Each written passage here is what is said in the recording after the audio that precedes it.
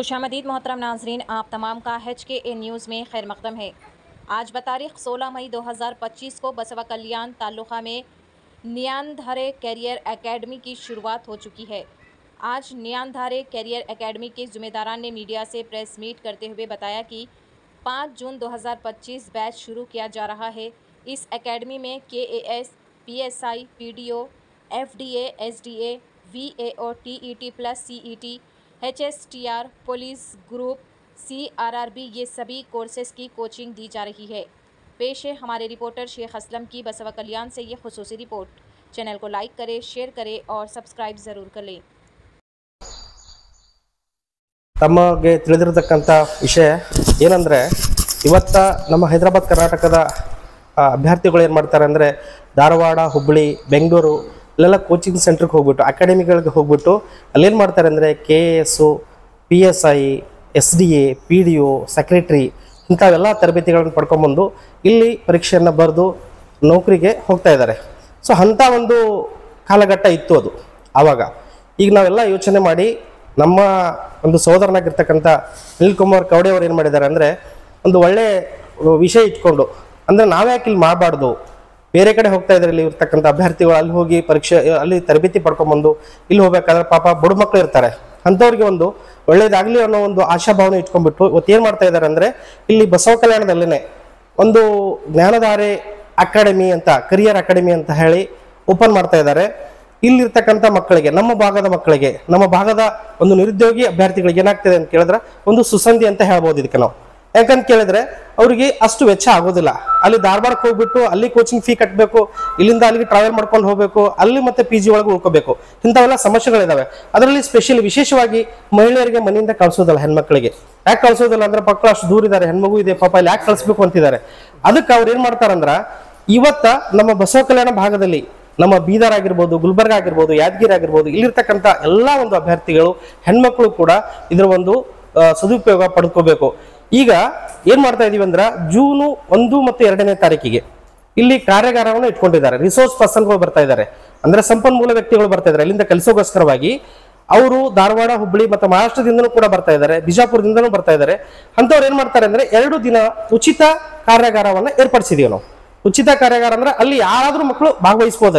ಅಲ್ಲಿ 2 ದಿನ ತರಬೇತಿ ಪಡ್ಕೊಂಡಾದ್ಮೇಲೆ ಆದ್ಮೇಲೆ ಕೊನೆಯದಾಗಿ ಏನ್ ಮಾಡ್ತೀವಿ ಅಂದ್ರೆ, 2ನೇ ತಾರೀಕಿಗೆ ಮುಗಿಯುತ್ತೆ.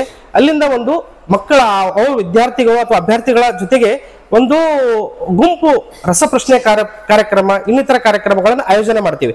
2 ದಿನದಲ್ಲಿ ಏನ್ ಕಲ್ತಿರ್ತಾರೆ ಆ ಮಕ್ಕಳಿಗೆ ಕೆಲವೊಂದು ಅವರ ಒಂದು ಮೆಂಟಲ್ ಎಬಿಲಿಟಿಯನ್ನ ಚೆಕ್ ಮಾಡೋಗೋಸ್ಕರವಾಗಿ ರಸಪ್ರಶ್ನೆ ಕಾರ್ಯಕ್ರಮನ ಆಯೋಜನೆ ಮಾಡ್ತೀವಿ. ಆ ಒಂದು ರಸಪ್ರಶ್ನೆ ಕಾರ್ಯಕ್ರಮದಲ್ಲಿ ವಿಜೇತರಾಗಿರ್ತಕ್ಕಂಥ ಅಭ್ಯರ್ಥಿಗಳಿಗೆ ಏನ್ ಮಾಡ್ತೀವಿ ಅಂತ ಕೇಳಿದ್ರೆ, ಅಲ್ಲೇ ಒಂದು ಸ್ಥಳದಲ್ಲಿ ಬಹುಮಾನ ವಿತರಣೆ ಮಾಡ್ತೀವಿ, ಪ್ರಮಾಣ ಪತ್ರ ವಿತರಣೆ ಮಾಡ್ತೀವಿ. ಆ ಮಕ್ಕಳು ಅಲ್ಲಿಂದನೇ ಅವರು ತಮ್ಮ ಒಂದು ಇದು ಪ್ರಾರಂಭ ಆಗುತ್ತೆ ಅವ್ರದ್ದು. ಸೊ ಹಾಗಾಗಿ ಇಲ್ಲಿರ್ತಕ್ಕಂಥ ಎಲ್ಲಾ ಅಭ್ಯರ್ಥಿಗಳು, ನನ್ನೊಂದು ಮನವಿ ಇದೆ ಏನಂತ ಕೇಳಿದ್ರೆ, ಇದು ದುಡ್ಡಿಗೋಸ್ಕರವಾಗಿ ದುಡ್ಡು ಖರ್ಚು ಮಾಡಿ ಅಲ್ಲಿ ಮಾಡಿ ಹೋಗ್ಬೇಕಾಗಿಲ್ಲ. ಇಲ್ಲಿ 2 ದಿನ ಉಚಿತ ಕಾರ್ಯಾಗಾರವನ್ನ ಮುಗಿಸ್ಕೊಂಡ್ಬಿಟ್ಟು ಅಲ್ಲಿ ಮುಂದೆ ಅವ್ರು ಬೇಕಾಗಿದ್ರೆ ಮುಂದೆ 3 ತಿಂಗಳು ಕೋಚಿಂಗ್ ಇದೆ. ಇಲ್ಲಿ 3 ತಿಂಗಳು ಕೋಚಿಂಗು. ಯಾರು ಡಿಗ್ರಿ ಮುಗಿಸ್ಕೊಂಡು ಕೂತಿರ್ತಾರೆ, ಪದವಿ ಇರ್ತಾರೆ, ಅದು ಸ್ನಾತಕೋತ್ತರ ಮುಗಿಸ್ಕೊಂಡು ಕುಂತು ಮನೆಗಿರ್ತಾರೆ, ಅಂತ ಅಭ್ಯರ್ಥಿಗಳು ಇದಕ್ಕೆ ಅವರಿಗೆ ಬಹಳ ಉತ್ತಮವಾಗಿರ್ತಕ್ಕಂಥ ಒಂದು ಸದಾವಕಾಶ ಅಂತ ಹೇಳಕ್ ಇಷ್ಟಪಡ್ತೀನಿ.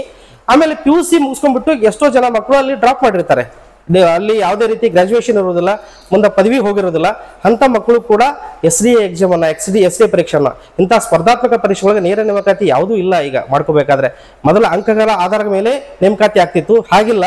ಯಾರು ಬುದ್ಧಿವಂತರಿದ್ದಾರೆ, ಯಾರು ಪ್ರತಿಭಾವಂತರಿದ್ದಾರೆ ಅಂತ ಮಕ್ಕಳಿಗೆ ಮಾತ್ರ, ಅಂತ ಅಭ್ಯರ್ಥಿಗಳಿಗೆ ಮಾತ್ರ ಇವತ್ತು ಚಾನ್ಸ್ ಇರ್ತಕ್ಕಂಥದ್ದು. ಇಂತಹ ಸ್ಪರ್ಧಾತ್ಮಕ ಜಗತ್ತಿಗೆ ನಾವೊಂದು ವೇಳೆ ಇದು ಮಾಡ್ಬೇಕಾಗಿತ್ತಂದ್ರ ತರಬೇತಿ ಪಡ್ಕೊಳ್ಳೋದು ಅವಶ್ಯಕತೆ ಅಂತ ಹೇಳ್ತಕ್ಕಂಥ ಮಾತನ್ನು ಹೇಳ್ತಾ ಇದ್ದೀನಿ. ಅದೇ ರೀತಿಯಾಗಿ ಇದೇ ಮೇ बसवा कल्याण जनता के लिए एक सुनहरा मौका है. जनता ने जो अनएम्प्लॉयड है, ग्रेजुएट अनएम्प्लॉयड्स, उनके लिए हमारे अनिल कुमार कावड़े जी, स्वामी जी, ज्ञानधारे कोचिंग सेंटर खुला है. उस कोचिंग सेंटर में विजयपुर, धारवाड़, बेंगलोर से लेक्चर लोग आएंगे पढ़ाने के लिए. एक दौर तो हम KAS कोचिंग के लिए, PDO, FDA, जो भी जॉब के लिए हम कोचिंग जाना पड़ता बीजापुर को, बेंगलोर को. आज हमारे अनिल कुमार सर के वजह से बसवा कल्याण में बेंगलोर के लोग आ रहे, बीजापुर के लोग आ रहे, जो बसवा कल्याण में जो अनएम्प्लॉयड लोग हैं, ये सुनहरा मौका आपके लिए हमारे अनिल कुमार जी ला रहे हैं। इस मौके का आप भरपूर फायदा ले। इस कोचिंग सेंटर में केएस कोचिंग दी जाएगी, पीएसआई जॉब के लिए कोचिंग दी जाएगी, PDO, FDA, SDA, village accountant, teacher appointment के लिए CET, TET, GPTR, police, RRB, railway recruitment board, इस तरह के अनेक जो एक में अनेक जो बोलते हैं ज्ञानधारे इस कोचिंग सेंटर में अनेक। अपने बच्चे का बेहतर मुस्तकबिल बनाएं, Mother Teresa higher primary school में एडमिशन करवाएं। जी हाँ नाजरीन, मदर टेरेसा स्कूल में एडमिशन्स जारी है, मुफ्त दाखिला करवाएं। ग्रुप सरगर्मियाँ, स्मार्ट टेक्नोलॉजी, बेहतरीन तालीम के मंसूबे, वसी मुताले के कमरे और पुरखुलूस माहौल के साथ अपने बच्चे को कामयाबी की राह पर गामज़न करें।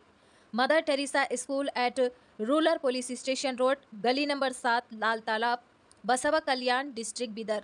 मज़ीद जानकारी के लिए स्क्रीन पर दिए गए फ़ोन नंबरात पर रब्ता किया जा सकता है। हुलसूर तालुका में वाक़ मशहूर व मारूफ Iqbal Patel primary and high school, जहां पर 2025 और 26 के लिए एडमिशन्स जारी है। यहां पर लड़के और लड़कियों के लिए बेहतरीन तालीम फराहम की जाती है, जिसमें बेहतर classroom, separate hostel for girls and boys, बस की फैसिलिटी भी मौजूद है। यहाँ पर तालीम हासिल करने वाले तुलबा व तालिबात 100% नंबरात लाते हैं, तो देर किस बात की, अभी अपने बच्चों का Iqbal Patel primary and high school में एडमिशन करवाए और अपने बच्चों का मुस्तकबिल बेहतर बनाए।